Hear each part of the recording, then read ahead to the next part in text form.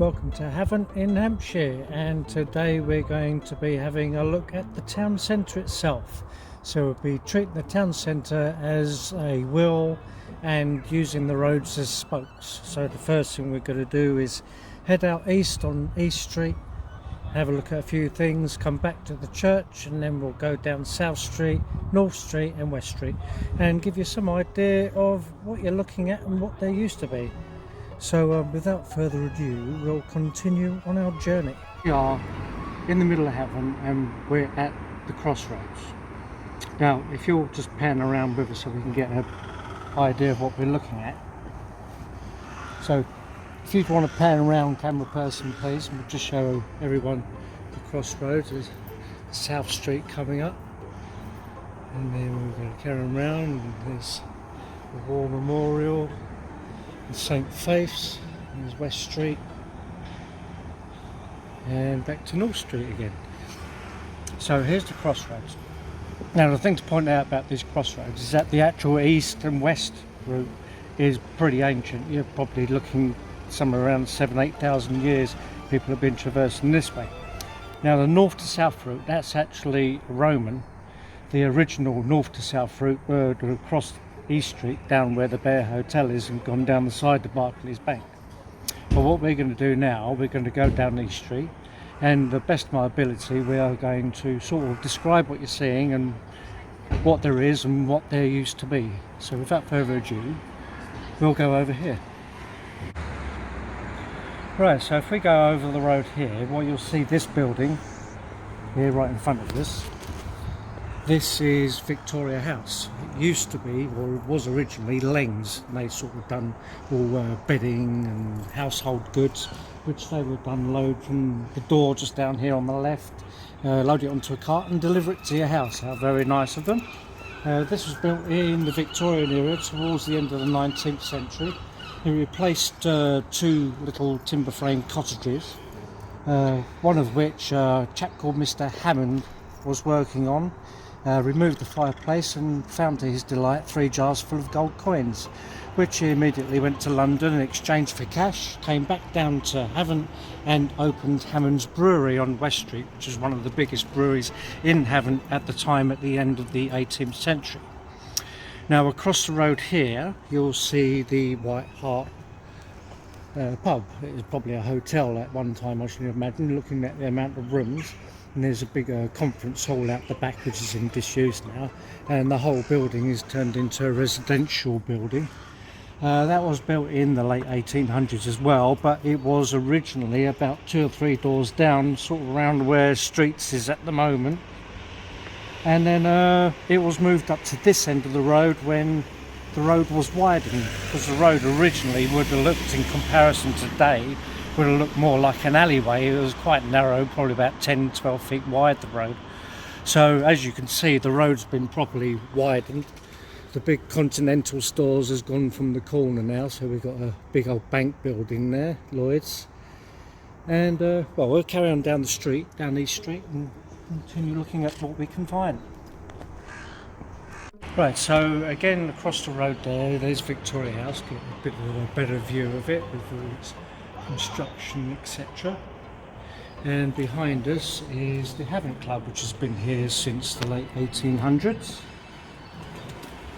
Now next door to here is now a vacant lot, but what was here in the 1800s and into the 1900s was Whittards, and Whittards was a big baker's, and at Christmas time you could give them a shilling and they'd cook your goose or your turkey for you. You can just about make out on the wall there the ghost of the roof line. It's just a line running up the side of the building there. That's where their roof used to be, but well, they're long gone now. And here is another building that was a Pink's Emporium, and they used to do all clothing and stuff like that. Now there's Streets, and Streets has been gone since probably the 90s, I should think, but the building's just been left vacant. A lot of the back of it has been dismantled and stuff, because you're going to be putting up a big complex, flats and stuff like that. But the whole face of the street has changed over the years, as you can imagine, it being like thousands of years old. And the amount of breweries and inns that have come and gone on this stretch of road is something quite spectacular, really. So we'll carry on down here. You can see some of the older buildings still exist in here. These are sort of like late 1700s, early 1800s, and they're still in use now. So they're doing quite well, although they're looking a little bit worse for wear. So we're coming up on the Bear Hotel now.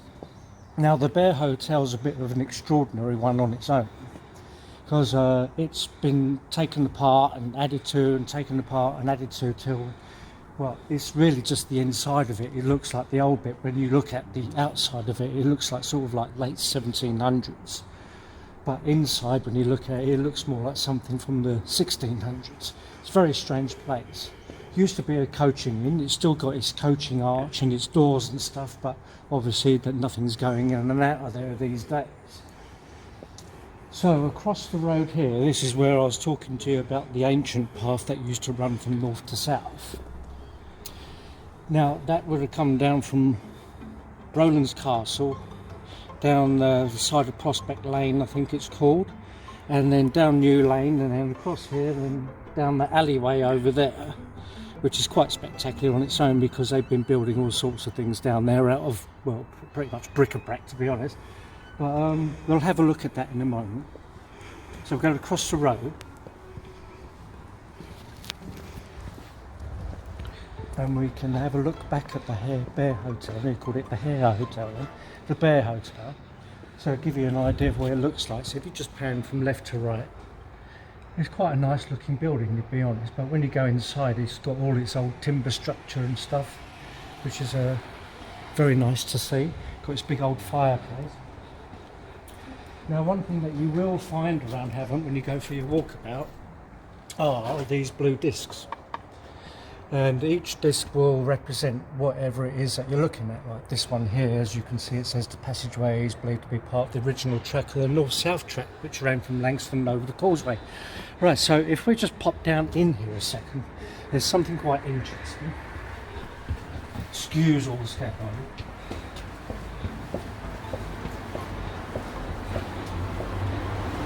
Now, this wall is of interest.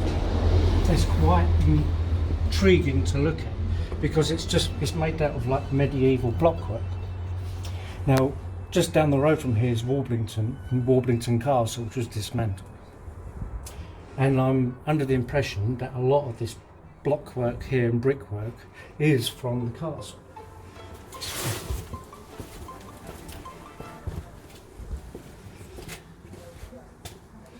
Now just here you see a medieval windowsill, and underneath it's got this plaque. Now I don't think that's got anything to do with the castle, because it's got 1672 on it, which is just after the British Civil War, the English Civil War. But I'm under the impression that this has come from the old manor across the road, the Collegate School, which was dismantled in the 1920s, around about the same time that Barclays Bank was built and this wall was built. So I am kind of under the impression that's where that's come from. And all down this wall, there's like all sorts of oddments to look at. You got these things here. This here is like for a door jamb. You see that there. I'm not going to put my finger too far in, because there's probably a spider in there. I don't want that coming out. So you can see like there's a door jamb there. Where's the other bit now? Here's another bit here. That's where like an iron bar would have gone through. Big square hole there for an iron bar to go in. And we've got little telltale signs of people that have been building with these blocks. So it's like WL, looks like Eno or something like that, or W Leno maybe, possibly something like that. And you can see the rest of the blockwork is proper old. I'm under the impression it's come from the castle, but I'll let you make your own mind up if you decide to come down and have a peek. So we're going to go back out onto East Street.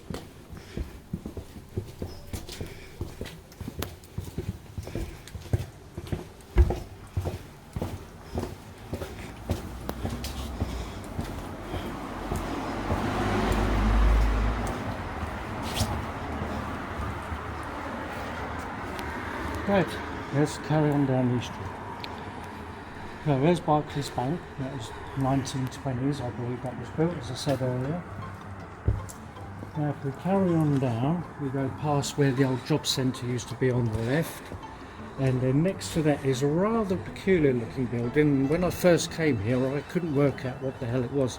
I thought at first it might have been an old theatre, because it looks like when you go look down the side it looks like there's a stage door, but what it actually was, it was built for a continental grocers and food merchants. You can see the date at the top, 1908. Now they went on for about 30-40 years, and as you can see now it is part of the Havant Borough Talking newspaper. Now the building next to us here on the right, you can see it's got the name Filarinskis, but that's well old and out of date. The other name for it is Mangham's as well, because it was a furniture shop. But what it was originally was the Brown Jug, I believe it was, a public house. Now I saw a photograph of the Havant Cycle Club, which ironically there's some bikes in the window, which have nothing to do with it, of course. Now on the left down here, we've got a couple of old Georgian buildings, that's mid-1700s. They've still got their original entrances. This is what I was talking about down the side of this building. It's very strange, isn't it, on this continental grocers I spoke about earlier. Now this is what I was talking about before that made me think it was a theatre, because of that bit sticking out the left. It looked like a stage door, but obviously I was wrong anyway. We'll carry on down this street and we'll take a look at the old Georgian buildings, because they've got the really nice entrances still, the arches and the pillars and stuff. So that's quite pleasant to look at if you're into old archaeology and buildings, etc. So we're carrying on down here. Got a guy coming up. Well, so there's Magnolia House, another Georgian building. Now next door to that we've got Empire Court, and the reason why it's called Empire Court is because that's where the Empire Cinema used to be, which went out of use in the 1970s. And where it says up there the Guinness Partnership, that's also where there was a car sales and a workshop. And then next to that is Mr. Bentley's TV Emporium. We'll carry on down and have a closer peek.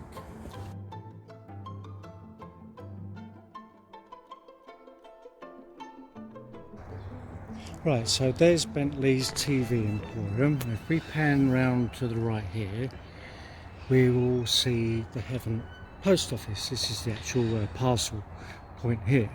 But the interesting bit about it is the bit above the door. Now you'll see there that it says ER, which people have mistaken for being Elizabeth Royal, but it's not, because if you look at the date, it's 1936.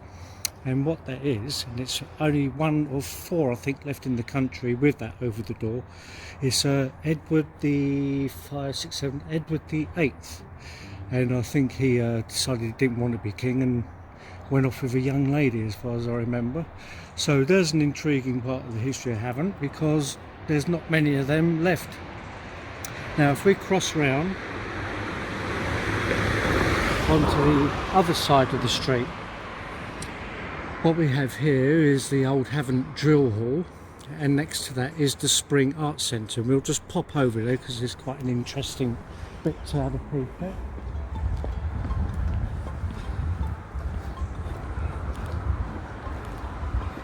So as I say, that's the Drill Hall. Where all the cadets used to work out and stuff. There's the Spring Art Centre. It's also got the museum in there. I strongly recommend you go and have a look at that, because it's got some really good stuff in there. You'll enjoy that. Now the bit I wanted to show you over here was this chap.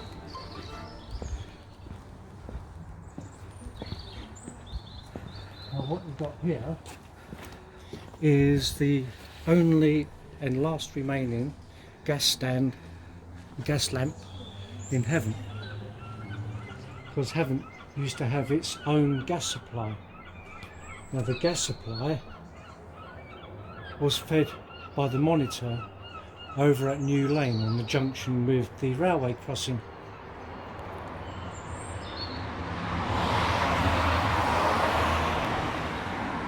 and the gas was started in the mid 1800s, and then it was changed to Portsea gas in the early 20th century, I think it was. But it was all helped to put together by Charles Longcroft. So there we are. We'll have a look at that and then we'll move on. So what you're seeing here is the car park for the Spring Art Centre. But what it actually used to be was the railway line to Hayling Island, or the Puffing Billy line, and there is the only railroad bridge left in Havant, was the only one in Havant anyway, and that's where the Puffing Billy used to come from. I mean, it's all been raised up and stuff. It was a lot lower, obviously, for the train to come through, but unfortunately that was shut down in 1963, part of the Beecham Act, and the train stopped running, which is a dreadful shame. They did try to rejuvenate it by getting an idea of putting in a tram line, so they actually went to the bother of buying a tram from Blackpool, an old tram, shipping it down here on a lorry and putting it on the railway sidings down at New Lane. But they couldn't get the funding for it, so the whole thing was a disaster, and the tram was eventually sold off to a museum in East Anglia, the Tram Museum. So unfortunately there is no more Puffing Billy, although you can still see the train. Apparently it's on the Isle of Wight steam line if you want to go and see it. Now what you're seeing here is round the back of East Street, and this is the old Georgian gazebo garden. It was built in 1779 by the Lyell family, who are a family of watchmakers, and it was all in a dreadful state about 20 years ago, overgrown and broken up and vandalised, but a bunch of people have got together and rejuvenated it. You can see the gazebo up down the right with its sundial. It was in an absolutely dilapidated state, and it was pretty close to being pulled down, but thankfully some builders repaired it all and put it back together. We'll take a walk around into the car park. You get a better view of it from there.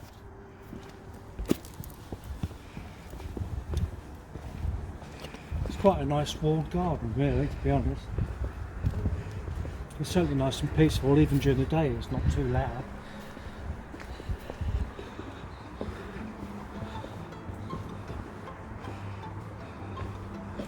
There we are, give you a better view of the building.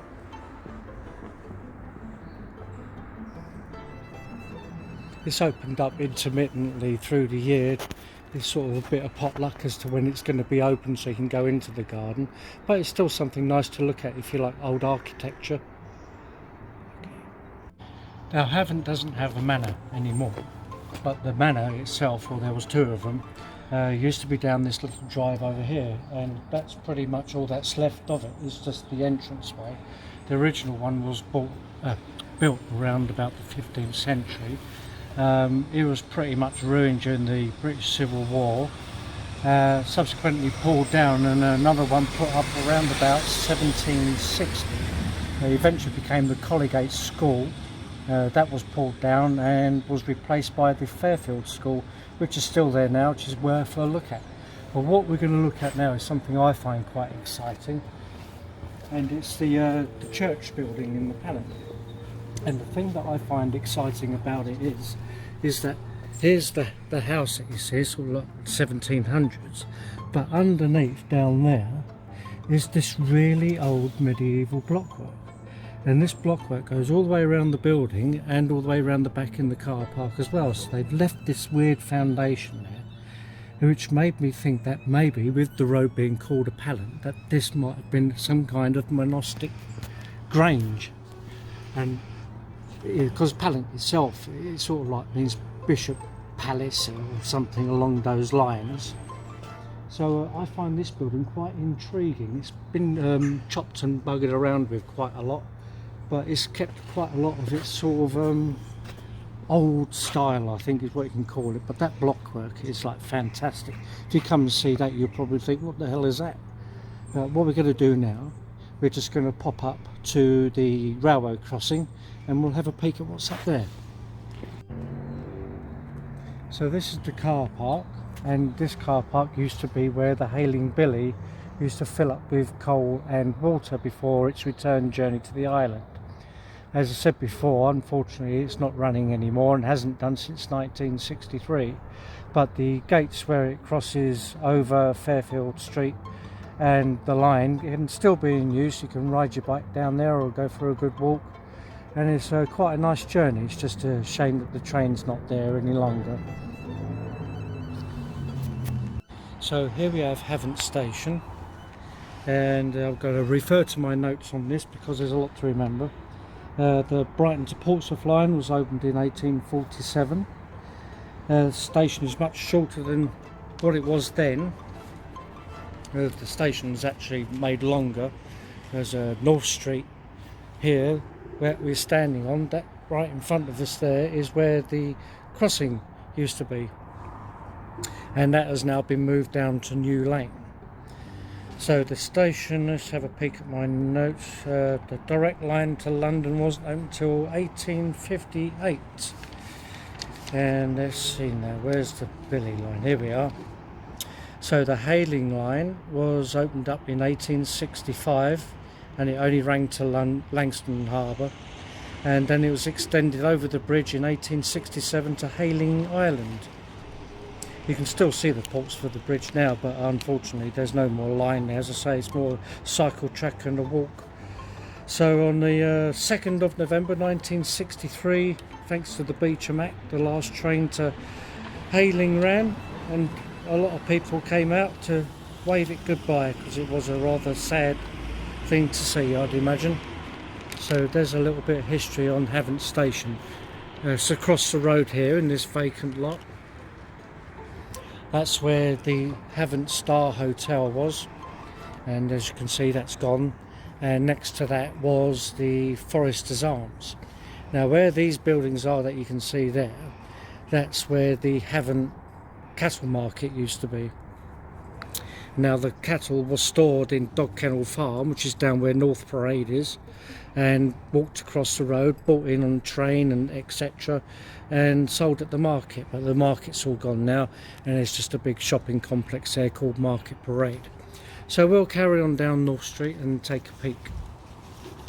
So this is the North Parade that I was talking about a moment ago, where Dog Kennel Farm was and all the cattle were stored.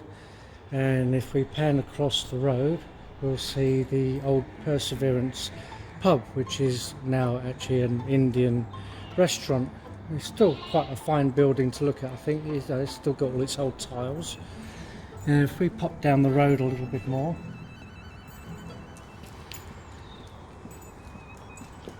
we'll see where the Six Bells used to be, because that's another pub that's gone. That one actually went quite recently. I think that went earlier on in the year. In case you're wondering, it's 2020 at the moment. We're in the middle of a pandemic, so there's lots of fun, isn't it?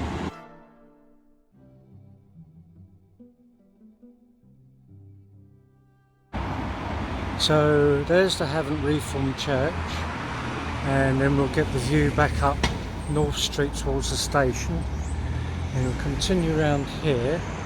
We've got a row of shops and then on to Waitrose Supermarket. Now the bit here on the left is quite interesting, because that's where William Scorer used to have his shop, and he was how do you put it, sort of like an engineer, an inventor, and it's where the first Havant phone exchange was, and his two daughters ran it. And just across the road, if we come around here to the right, this is where the old cinema used to be, and that ran till about the 1930s, I think it was. And when it shut down, the military took it over, and it was used as a torpedo store during the Second World War. And when that was finished, it turned into a building suppliers, and then Havant Library took it over, and now it's been completely demolished and the Meridian Centre has been built in its place. So if we pop down here a little further, now where Waitrose is on the left here, just before you get to these pedestrian crossing, that's where the butchers used to be, and he was there till the 1970s. And in 1979 Waitrose was built. Now on the corner of the Palant, where the entrance to Waitrose is, that's where Preston and Watson used to have their wine shop. They used to sell spirits and wines in there. And in one of the Havant books, there's quite a nice photograph of the interior of that. It's quite interesting.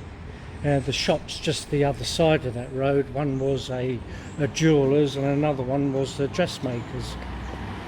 All this side of the road here that we're walking on, where the Meridian Centre is, has changed drastically over the years. And well, obviously all the shops and the houses that were here have gone. So just here to our right, if we just pan around, where sort of Ladbrokes is there, that's where the coaching in the arch was for the George Inn, which is just a couple of doors down. Now as you can see, obviously the arch is gone because all this has been rebuilt. But if we carry on down here, we'll just cross the road. You get a better view of the building here. Now we know it's called the George Inn because at the top it says the George, and yeah, it was quite a regular stop for the post and various coaches during the 17 and 1800s. And further down here we're coming back onto the crossroads where we started earlier.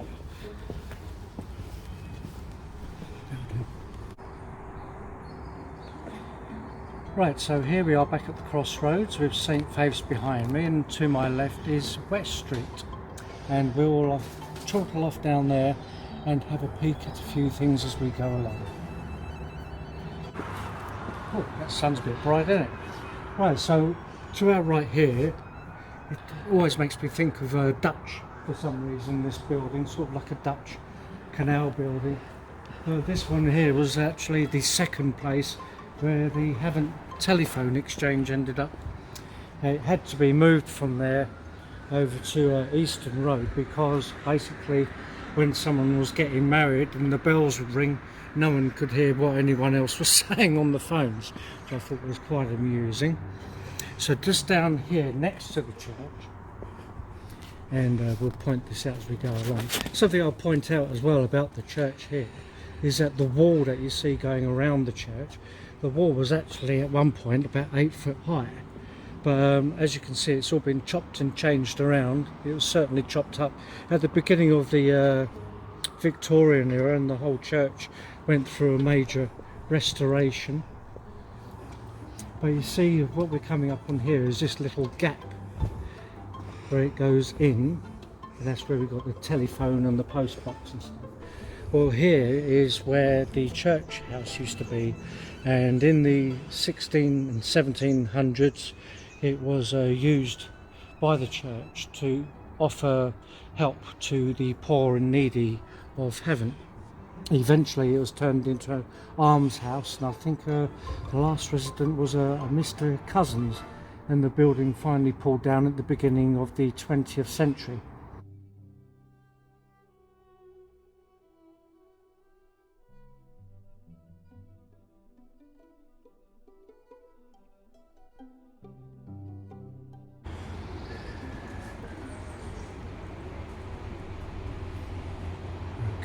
Thing to point out with Havant is that, well, especially with West Street, it's changed out of all recognition since the 1700s, and basically about 2/3 of it burnt down in 1760. There was a massive fire, possibly started at the blacksmiths, which used to back onto the spring down the road there, and with a southwesterly wind blowing from the southwest, it just swept across sort of the west side of town and pretty much burnt everything to the ground.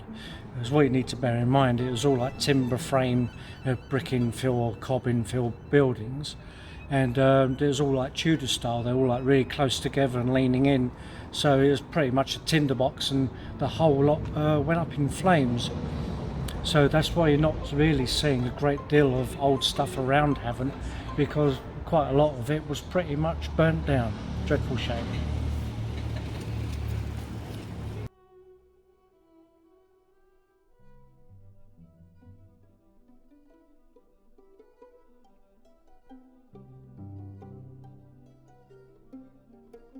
Right, so here we are, we're back at the crossroads again with St Faith's behind you, and what we're going to do now is take a walk down South Street. Now in front of us you'll see here on the right hand side there's a little timber frame building we're coming up on, and that is the old House at Home pub, which is the oldest surviving building in Havant. And where we're walking now is where the market building used to be. Now, the first market building was built way back in the 16th century and was so poorly built it quite literally collapsed back into the road, and then it was rebuilt and became in such a state again by the 1700s. It was subsequently pulled down again, and I believe by looking at it when you go into the pub it looks like it's been repaired using some of the timbers from that construction. Now a lot of the buildings on the left hand side of the street, they've all changed a hell of a lot. A lot of them were little tiny timber frame cottages, but again there was another pub here, the Anchor, where unfortunately a young sailor took his life suffering from depression. And then we'll continue down here where Rumbelows used to be and Bee Jams. I'm sure you remember those names. Here's the old House at Home. Quite amusingly enough, just across the road from the old House at Home is where there used to be a garage, and the garage used to supply fuel to the cars, and you'll never believe it, the fuel tank for the garage was in the basement of the old House at Home. So you can imagine when health and safety heard that, they had to pretty much rip it out straight away. So let's carry on down here. It's a fantastic old building. It's still got a pole in there where they used to have a dancing bear, this poor thing. It's buried in the back garden now. Let's cross over here. Now someone's etched this date of 1339. Now that could come from just about anywhere. It doesn't necessarily relate to the age of the pub, but it was not originally a pub, it was two separate houses which has been converted into a pub. So I did have a right up here somewhere. Where is it?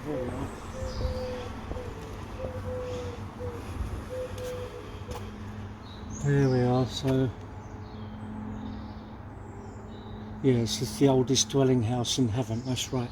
So across the road here anyway, don't pay any attention to that bit over the top. There used to be a gateway there, and that would take you into the yard where Gloyn's Brewery, another large brewery, was. And that building there that you see through the arch, that is pretty much all that's left of the boiler house and the malting room. There's some writing on the wall here dating back from the early 20th century. You can just about still make it out. It's up there, it's got motor carriages and taxis.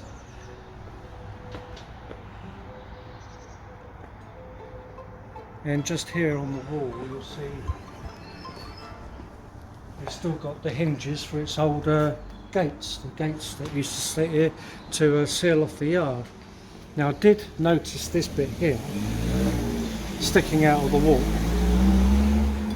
and because there's a pipe coming out of the ground here, I'm kind of under the impression that this is where the petrol stand used to be, and then the tank, as I say, was in the basement of the pub. And that's pretty much where the handle would have sat, I'd imagine. It might be something else, you might know better than I do. Anyway, let's carry on down South Street. Carry on down South Street. This is where the postmaster used to have his house, and corrals at their builder's yard down here. And to the left of us here is another conversion from a pub into a private dwelling. But it's still got its name over the top, as you can see, Speed the Plough. And a lot of people that live in Havant don't actually realise that that's there. They don't think to look up. I've pointed it out to a few people. They're like, oh yeah, I've never seen that before. And there it is, Speed the Plough. Well, a peculiar name for a pub, I must admit. So we're going to carry on down here, and we'll have a peek around at a few things. And at the bottom of the road, basically it's a dead end now, but this used to be the main road to Hayling Island. there was no Park Road North and Park Road South, because basically that's where the mill and the brewery would have been. You wouldn't be able to drive down there. It's pretty much countryside. So down on the right here we've got the Parchment Works. That was owned by the Stallard family till about 1936. It's quite possible there were very important documents printed onto Havant parchment, possibly one of the Magna Cartas, because I think there was 3 of them in total, and the Versailles Treaty as well of the 1700s. But unfortunately all that parchment works has gone now, all the tanneries have gone, all the fellmongers, they've all gone. There's very little industry regarding that in Havant at all now, and a lot of it is, it's all gone in all honesty. You can still see the parchment works. We were there earlier in the programme and you saw the spring well which gave the town its name, which in itself has changed so much over the years. It's like Funter, Hammerfunter, then Havunter, then Havahunter, then eventually it became Havant. It's absolutely crazy. It's all a lot to do with like mispronunciation and writing and different people invading the country. I mean, when the Normans came, a lot of us ended up having to speak French. So, that all went out the window anyway, doesn't it? There we are, here's Hall Place over on the right. That's where Charles Longcroft used to live. He's quite an important character. He's an archaeologist, a geologist, and he was an entrepreneur and a businessman. It's a rather fine building. It replaces one that was there before that, and there was also a nunnery as well, which used to I believe had something to do with the mill. So what we'll do now, we'll have a peek at the bottom of the road. As I say, it's blocked off now, so you can't actually get through in a car. You can walk through there. But at the bottom of this road on the left hand side is where the church's rectory used to be. It used to be an absolutely massive building, and over the years it was converted into a private dwelling and school and stuff, but that's been knocked down now and replaced by a Juniper Court building complex. It's like a housing project down there. So a lot of the original buildings, as I say, have gone. They've been replaced by Georgian and Victorian and Edwardian buildings, and it's good to come down and look at the architecture, to be honest with you, and it's a nice walk. You can come down here, you get on the old track and follow it down to Langston Harbour, and that's where the causeway is. You saw me standing on that earlier in the programme as well. Pay a visit to the mills, have a pint in the Royal Oak, and that, I think, you'll find is probably about it, because I can't honestly put everything into this documentary because we'll be here for a month of Sundays. So I've tried to keep it as basic as possible and as interesting as possible for you, and I'm sorry if I've left a few things out or mispronounced things. So what I'm going to do now is I'm going to say goodbye. I hope you enjoyed the documentary. I've thoroughly enjoyed making it, as well as all the investigation and finding stuff out, and and feel free to do your own. I'm sure there's someone out there that can do a better job than me. So thank you very much for watching. Goodbye.